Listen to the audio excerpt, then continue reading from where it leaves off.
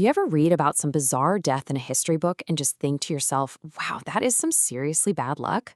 Well, today we are going on a tour of some of the absolute worst case, most unbelievable final chapters history has to offer.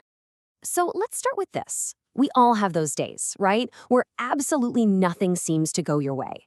You spill your coffee, you miss your bus, you forget about a big deadline. It feels like the whole world is conspiring against you. But I'm going to go out on a limb and say your bad day probably wasn't quite this bad. We're about to dive into some final moments so unlucky, so ironic, and just so completely strange, you're going to have a hard time believing they're actually real. All right, first up, we're heading to 17th century France. We're stepping into the super high-stakes world of royal parties, and the one man responsible for making them perfect, Francois Vatel. Now, you might think Vatel was just a chef, but nope, he was so much more. He was a maître d'hôtel, the master of the house. Think of him as the general manager for an event where literally every single guest was royalty. I mean, can you even imagine that kind of stress? So in 1671, Vatel gets his biggest assignment ever, throw a 3-day party for the one and only King Louis XIV. He has just 2 weeks to get ready for 3,000 of the most important people in Europe. And then, more than 6,000 people actually show up. The pressure just kept building. First, twice the number of guests arrive. Then it starts to rain, and the big fireworks show gets totally washed out. Vatel, being an absolute perfectionist, was completely on edge.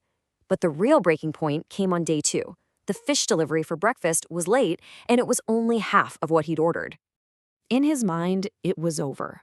He had failed. The shame of not being able to properly feed the king's court was just this crushing, unbearable weight. He truly believed his reputation was gone, forever. And here is where it gets just unbelievably tragic. Overwhelmed by what he saw as a complete and utter failure, Vatel went to his room and took his own life. Just moments later, the rest of the fish showed up. He had chosen a permanent solution to a very temporary problem. And the party? The party kept right on going. All right, from the tragedy of a perfectionist, we're going to jump forward in time to the early 20th century to meet a true revolutionary. Isadora Duncan was an incredible dancer who completely changed the art form. But her life, well, it was just as tragic as her art was beautiful. It's heartbreaking, really. Tragedy seemed to follow Isadora from the very beginning. After her father's bank went under, she faced incredible hardship, but the real tragedies were still to come. She lost a child in infancy, and then, in a horrific accident, her other 2 children drowned when their car rolled into the river Seine in Paris. Her later years were, understandably, a spiral of depression and debt. And that brings us to a beautiful day in the south of France, September 14th, 1927. Isadora was out with some friends, about to hop into a very stylish new convertible for a ride. She was wearing this gorgeous, hand-painted silk scarf. It was really long and flowing, very much a part of her whole artistic vibe. As she gets in the car and it takes off, this beautiful piece of fabric is just whipping behind her in the wind. And in one of the most horrifying freak accidents you can imagine, the end of that scarf got caught in the open-spoked rear wheel of the car. It wrapped around the axle and pulled tight, instantly. A life defined by tragedy came to a sudden, shocking, and profoundly unlucky end. Okay, our next story, it shifts gears from the purely tragic to the truly, truly absurd. Let's talk about Tycho Brahe, a brilliant 16th century astronomer whose commitment to good manners, well, it literally killed him. And listen, this guy was a giant of science. I mean, he mapped out hundreds of stars with incredible precision before the telescope was even invented. He discovered supernovas. He mentored the great Johannes Kepler. His work was the bedrock for our modern understanding of the universe. So this all boiled down to one simple, but as it turns out, fatal choice. In 1601, Tycho's at this massive royal banquet, and he really, really has to use the restroom. The problem?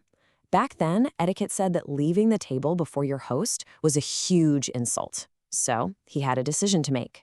He held it in for hours.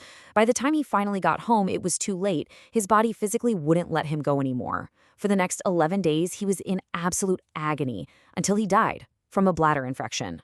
all because he didn't want to be rude at a dinner party.